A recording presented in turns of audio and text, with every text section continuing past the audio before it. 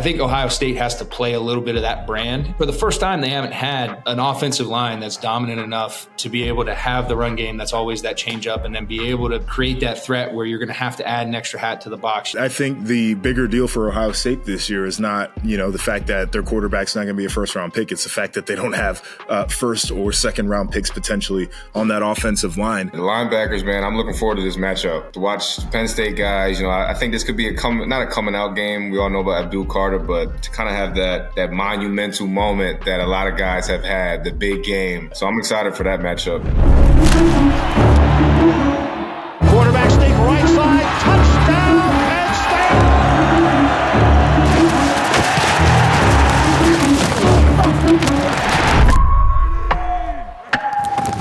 Whoa! Who knew I would make it this far? Yo guys, we got the merch. We have hats, shirts, hoodies, we got it all.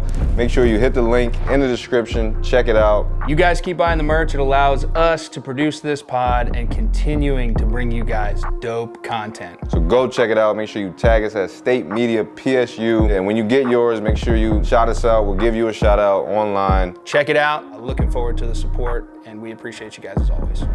All right, guys, it's Ohio State week. We got a very, very special guest to me. This is a guy who I reached across enemy lines, 2 years ago, JP? 2 years ago? Yep. And I extended an olive branch. We worked together covering the Big Ten at the Field of 12 with Jeff Goodman and Rob Doster and the crew. I've gained an immense amount of respect for this gentleman.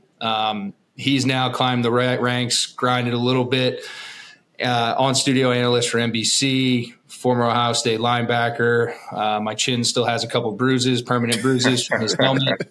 Got a cup of tea in the league, like these two washed up bums that you guys hear every week, and now is absolutely crushing it. This is Joshua Perry, my guy. I appreciate you taking the time. I know you got a real busy schedule, so we're excited about this.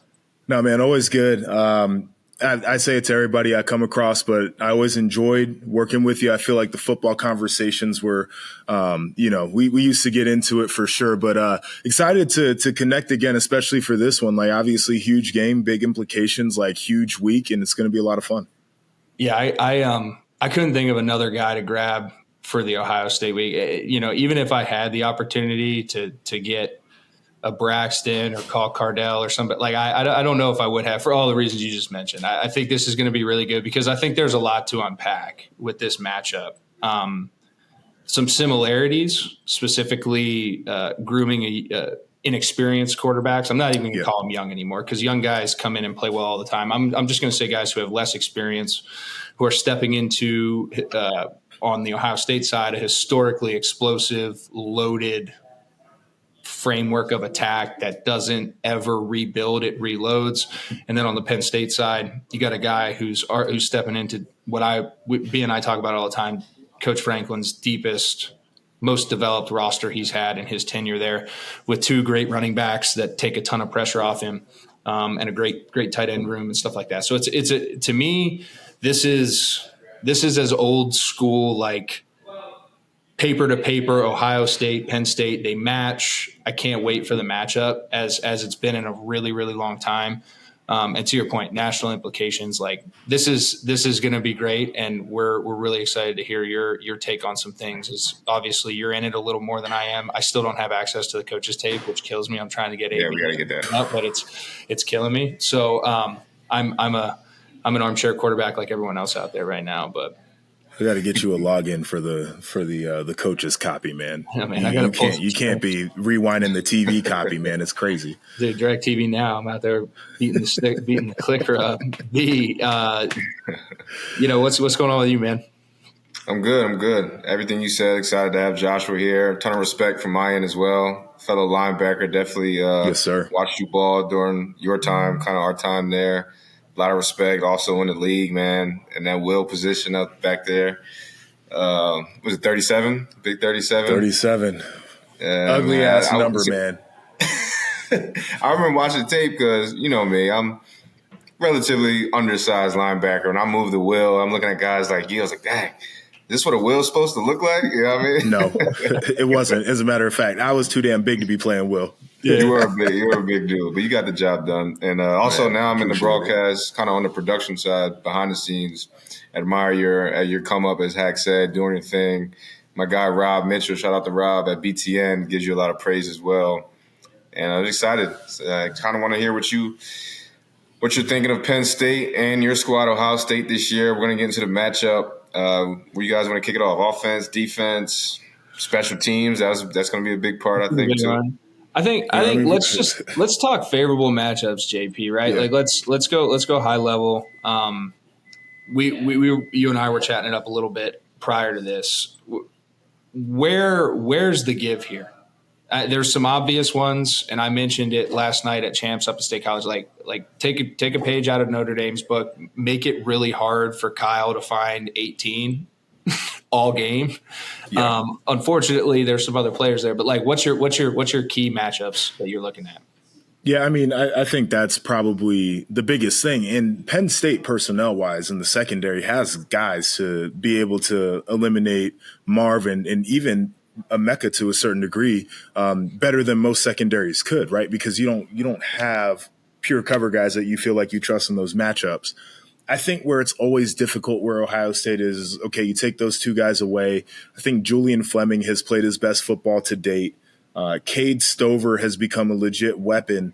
And then against Purdue, which I know is Purdue, but you saw Carnell Tate and Brendan Ennis, who are two freshmen, actually get in the game and make some plays. So it's just like they roll guy after guy after guy at you.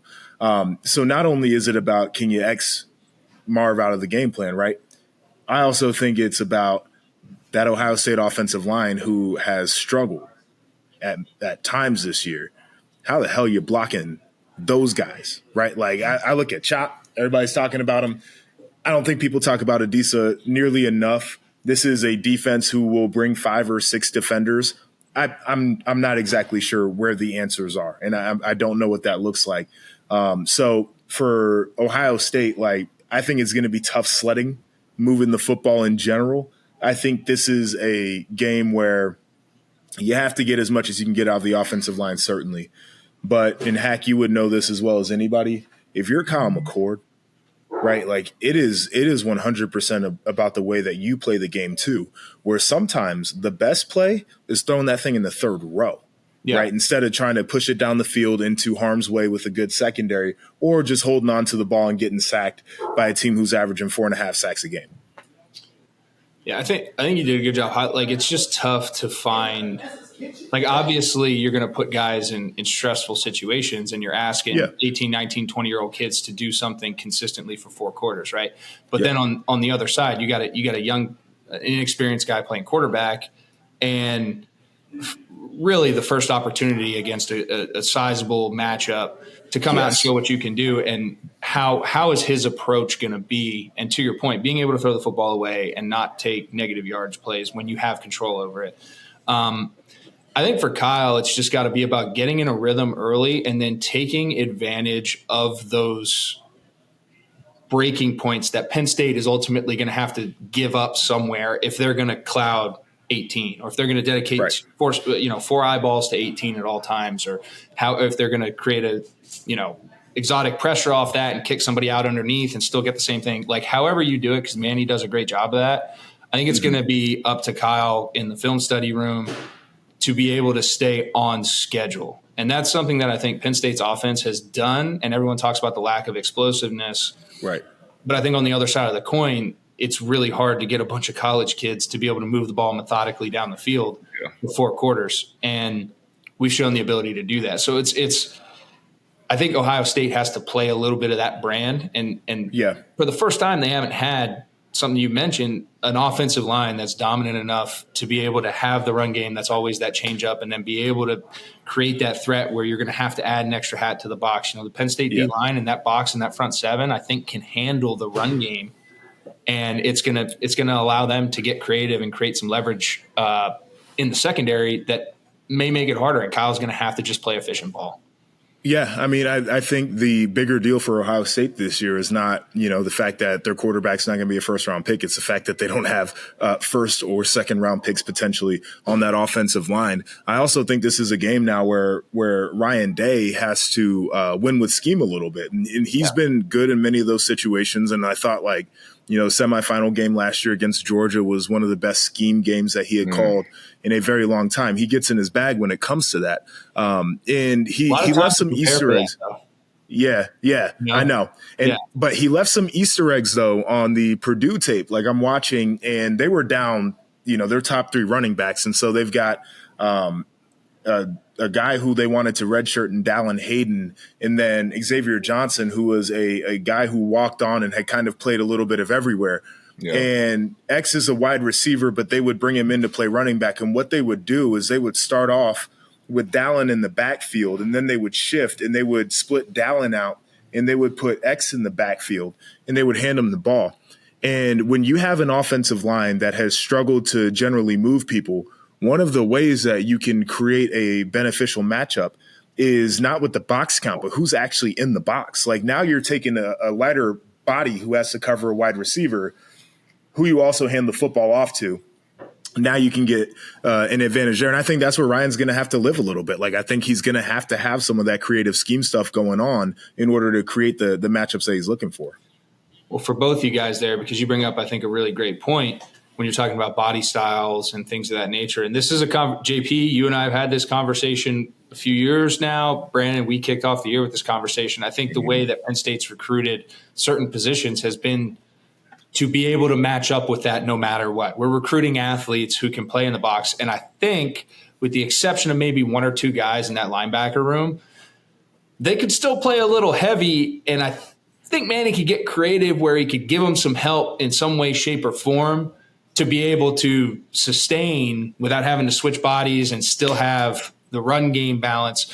Brandon, like, as a linebacker, Josh, as a linebacker, I want both you guys to kind of touch on this. Like, when you have guys who can do that, stay in the flow of the game, things that, like, how much of a benefit is that? And then, Josh, maybe you can elaborate from an offensive standpoint, like, what does that do for Ryan Day when he's thinking about it? Like, he's like, okay, I had this matchup against Purdue, but will I really have that advantage against Penn State from a personnel standpoint? Yeah, I'll kick it off. I mean, you said it, the linebackers, man, I'm looking forward to this matchup. To watch the Penn State guys, I think this could be not a coming out game. We all know about Abdul Carter, but to kind of have that monumental moment that a lot of guys have had, the big game, whether it's a play or it's the whole game, who knows? But as you said, he's the body type, the speed to be inside, pounded in the inside. To be outside, pounded in the inside as well. And then Curtis Jacobs has been in a lot of big moments. And Kobe King, I think all those guys can play really well. And like you said, they match up schematically to an Ohio State type of team. Yeah. So I'm excited for that matchup myself, just to watch. And we'll see if they can, kind of keep up with the skill on the outside that Ohio State has. I think they can, as you said, not having to kind of interchange bodies too much. But the DBs are deep too. We've got safeties that kind of play in that hybrid role. A few guys, they're about 6 deep back there, that I think will get a lot of tick as well. Yeah, it is interesting because, Hack, I do agree with you on the personnel side. And I think it's for Ryan to kind of evaluate, like, if he feels like he might have an edge in mixing the personnels or where guys line up, like, he's going to take that. But, like, I even go on this example of, even if you have a guy who can do it, the fact that it's putting you in a position that you're not used to, and maybe a look that you haven't felt. They ran X last year against Georgia from the backfield, like right down the middle of the field, like boom. And as a linebacker, like, even if I could run with that guy, I wouldn't know what the hell I was doing, right? Like, I think that's where the creativity pays off. But yeah, to your point, like, I think it's going to be hard either way for Ryan to just try to create the matchup. Like, I have been a big fan of this defense. They have obviously played like the best defense nationally to me. Personnel wise, you guys are perfectly on point. I don't know if Ryan knows I don't know if he trusts his guys yet to do that. And that might be the biggest thing holding them back.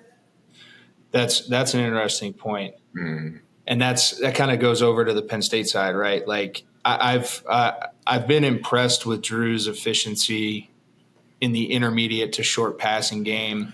I think his timing's great. And for a guy who hasn't played a ton of ball, his ability to get to his checkdowns quick, not take a bunch of hits, play efficient, keep the offense on schedule has been very commendable. Now, where I think you separate like those tier 1 young guys from like those tier 2 and, good efficient guys who are going to continue to grow is, can you then take that and translate that to creating explosives and doing it in a manner where it's still responsible, right? And there's been a big tiff about it up in the Penn State media and Coach Franklin and everybody, like just about lack of explosiveness and things like that. And then they go out and they chuck it down the field 5 times. And, I think they hit one of them. And I just feel like as Drew is progressing, and I've been hitting this point over and over again, he just doesn't see it very well. He doesn't really give those guys the 50-50 chance. He's just trying to like dot it up perfect, like in stride all the time. Yep. And with a lot of those things, like you have a bigger body. You have a guy like Tyler Warren in the tight end room, like I've been saying. You have a guy like Theo Johnson in the tight end room, like I've been saying. You have Keandre, really long, can kind of probably bend and flip and move his hips and do things. Like those guys have an advantage over every DB, so when the ball's in the air, just because of where they're looking and how it's going. So just him developing that. And personally to me, like, JP, you're struggling to like give me like this or that. And I feel the same exact way because, again, I said it at the beginning, this is on paper like the most even matchup this Ohio State. It's super evenly matched, right? Here. Because and it's going to come down to can one player, and let's just say it's the quarterbacks because they're driving every play, can Drew make 3 plays that he hasn't made all year and do the same things that he did and not have any negatives against that? Or can Kyle go out and play in a manner that he hasn't played all year and make those plays that he did against Notre Dame in the 2-minute drive on a national stage, right? That's what I think it's going to ultimately come down to. And I know it's cliche and I'm the quarterback saying it, but it's who's going to have the 3 or 4 plays. And this is going to truly be like a pro game where you're going to look back and it was like 4 plays decided this game. So when I think of that, it takes me back to what you said about Cord getting in his rhythm and getting into the game. Drew's going to have to do that same thing. Yeah. And the noon kickoff, our offense has been starting slow. Drew is, a part of that. Yeah. Whereas we talk about the run game kind of being a binky, keeping it balanced. But I think there may have to be a conscious effort to kind of get him in that rhythm earlier than, you don't want to get into a late, offense is struggling all game against Ohio State. We'll see about that. But I think he's going to have to get in that same rhythm early. So by the end of the game, he can hit those passes that you're talking about, hopefully some explosive, 25-plus plays. Right. And, that's where I think, when you talk about struggling to kind of get there on the matchup, like I think that Penn State has an advantage 100% when they're on defense, right? When Ohio State has the ball, Penn State has the advantage. They are the better side of the ball. I like the personnel a lot more. I also look at Ohio State and where they have looked really good this year is their defense. They haven't gotten the sack numbers, but I think that they're disruptive front, particularly on the inside. I don't love the way the linebackers have played, but I'm also really critical of linebacker play. And I think the secondary for Ohio State has been much better than it's been in the past. Like I think Denzel Burke, and depending on what his health is like, because he got banged up against Purdue, like he's been a lockdown corner. I think Davison Igbinosun maybe has some technical issues, but he's got like fight. Like he wants to punch a dude in the face as a corner. I love that kind of stuff. Safety play has been a lot better. And Penn State, not to say that they're not good offensively, but it doesn't feel like a threatening offense. And so now if you can create the scenario where maybe the 3 or 4 yard run that was against a West Virginia or it was against a Northwestern is a 1 or a 2 yard run, now you're making it much more difficult for that offense. And that's the matchup where, to your point, I think either one of these offenses is going to have an explosive play against defenses that has not given up explosives. Like Ohio State's been really good about that. Penn State's been as good as anybody about not giving up the big one. I think somebody's going to have to say, you know what? I'm going to be the guy to have that play. I think it's going to come from the offense. Yeah, I agree with that. We'll get one more, and then we'll get a little more lax here because I know this is how I like it, and I could do this for hours. But when you're talking about that, one thing that I've said, and I think I haven't really heard it, not to beat my chest here, is that Manny, Diaz, and Jim Knowles are very, very similar when it comes to how they call games. To something you've mentioned, personnel, like they're very similar. And something that I would do if I was both Ryan Day and Coach Franklin would be some good on good. Because like at the end of the day, like you can't really script this stuff. I was never a big fan of scripting. Like I really liked, especially at the quarterback position, like to create those explosives, like you have to be reactionary. Like you can't, like, and when you're doing scripted stuff, it's kind of like everyone's like, oh, we watch this in the film room, we're trying to get this, and then in the game, it never really pans out that way. I think both of these squads could kind of go back to like a training camp mentality. And like they would be getting basically carded looks by each other if they just say, "Hey, Jimmy, you call the defense, I'll call the offense." And if Yurcich did the same thing with Diaz, do you see similarities in that, or am I kind of making that up? No, I would 100% do it. Like, and I like Manny Diaz, man. He'll bring the pressure from anywhere. He'll bring the looks creatively. I don't think he even needs to really do that because they got guys who can just win one-on-one. But like, you add that combination in there, and I think it's been beautiful. For Jim Knowles, I think they should definitely do that in practice. Like I would tell Jim, just give me your best looks, right? I also think that Jim Knowles has had a little bit more of a governor on this year because he doesn't want to be the guy who calls, a 6-man go on 3rd and 7 and the corner misses the tackle and now it's a 70-yard explosive, right? He's going to have to do some of that, right? I think he's going to have to get back to the old gambler that he was, roll the dice out there and see if you can't, steal a possession off of one explosive defensive play. But in terms of preparation, I think you're completely right. Like they probably would be missing an opportunity if they didn't leverage the mentalities and the minds that they already had in the building. Yeah. I feel like coaches get caught in just the monotony of the season and like rinse and repeat. And it's like, okay, this is this day and this is that day. Coach O'Brien did that a few times throughout the year with me, and just having that at a young age, it just ingrained something in me. Like, I think it's so good, and it was freeing as a player because you kind of, it's Tuesday, I'm a little sore, that. But now I'm like, oh, I get to compete, and this is like game time. I think it's a great exercise. And that's just a little tidbit. I'm sure defensively you guys would feel the same way. Just kind of get back to that training camp mentality because it is an even matchup. Yeah. But I think all three of us are extremely fired up for that. So we'll shift this, get this a little lighter. I know B and I talked about this a while back when we knew we were going to get you on here, Joshua. What's it like in the Ohio State football facility for weeks like this? I know you were under Urban and different thing, but James, Coach Franklin talks about 1-0 mentality and all this stuff, but we all sitting here understand that there's certain things, and you guys definitely preach it with that team up north, that game every year. But when you have matchups like this, games like this, what's it like? And what was your experiences preparing for this 14-led Penn State team a couple years? I love it. Urban was huge on big games, man. Like the mentality, the preparation, he was like very much, we're going to talk about it. And he used to tell us like weeks out, right? Like he said, hey, this one is getting you ready for the big one. Like he didn't do the whole, hey, we're just going to look right now tunnel vision thing. He's like, we got to be real about it, because he would always say to us, it's not a big game if we don't win. Like if we don't handle our business this week, then that one down there is not a big game. So he's like, let's handle business so we can make that one big. And I'm like, let's do it. So we would come in, certainly a different intensity. He would be ratcheted up from an energy standpoint. I know he put a lot of pressure on the position coaches, and he would have them put pressure on us in turn.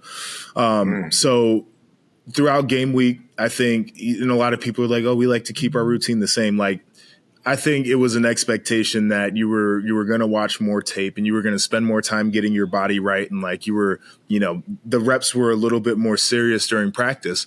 But as we got into Thursday and into Friday, he would totally kind of like pull off, right? Like he would take the stress off and he would take the intensity off, because I think he wanted us to feel a comfort level with what we had planned for. And then Friday night, he'd give us a little dose. And then Saturday, it was Full Metal Jacket, ready to go. Like he's tearing grease boards off of the wall in the locker room, throwing chairs around, like wanting to fight somebody. It was always unique, but I think he had a really well thought out way of getting us prepared for big games. I love that. Personally, I appreciate the kind of psychological effect that doesn't get spoken about too much in sports in general, but college football. But the confidence putting in these 18 to 24, 23-year-old kids. And that's kind of the flip side is, we're going to talk about it. This is a big game. We're going to put pressure on you. And I think that kind of breeds the Ohio State guys that I know. That's like they go out there, they're confident, they're talking because they know, they're going to walk it.